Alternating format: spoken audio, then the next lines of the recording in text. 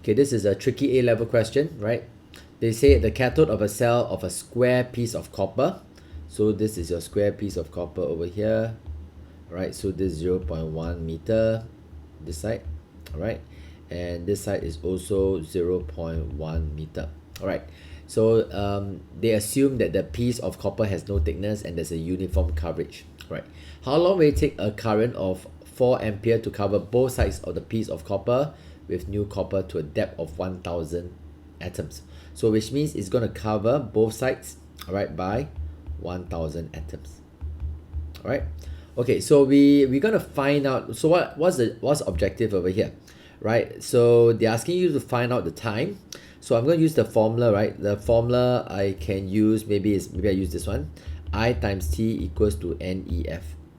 All right. So current, I think we know this is 4 times time equals to NEF. F is 96500. So your job is to find out number moles of electrons passing through the circuit, and then you can find the time. Okay, so let's see how we find the number moles of electrons. So in order to find the number of electrons, also what we need to do is we need the ratio first. All right, so you can see that electrons and copper is the ratio of 2:1. So if I know how much copper is formed, I know how many moles of electrons are flowing through the circuit. So every side, so they wrote this. So this is actually the length of a copper atom, right? So if you want to find out how many atoms of copper on both sides, will be this.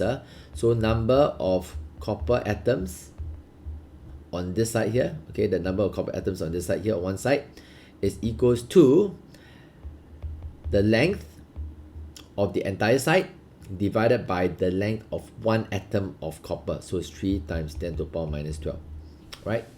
Which means it's the same over here, 0.1 divided, so actually the number of carbon atoms are 0.1 for this side here, is okay?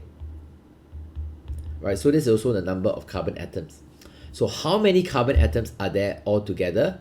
So it's like the total carbon, I keep saying carbon, but it's actually copper, the total copper atoms. Okay, I say it's actually copper, so total copper atoms is equals to, I take it as like length times breadth times height, okay? It's like the whole thing, right? So I'm just going to use the 1000. Okay, in fact 1000 is the depth, okay, so but I have to still multiply by the length and the breadth, okay? So each one of them is 0.1 over 3 times 10 to the power minus 12, and then you probably have to square it because they are the same. All right, so this is the total number of carbon atoms. So what is the number of moles of carbon? So you take the total number of moles of carbon atoms, divide by Avogadro's constant, all right, which is this. So I'm going to just write this down first.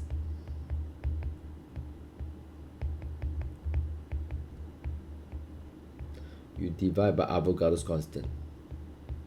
All right, that will give you the number of copper atoms. All right. Okay, let me press my calculator. Okay, this will give me a value of 1.8457 moles. All right. So now we can find the number of moles of electrons over here, because based on the ratio, okay, you can see what's the ratio. The ratio is 2:1, right? Yeah. So the number of moles electrons, you just times 2 to that value. So I'm just going to put everything down. 4 times T equals to 1.8457 times 2, all right? Then multiply by 96500, all right? So the time taken, if you press your calculator, you get a value of 89055 seconds.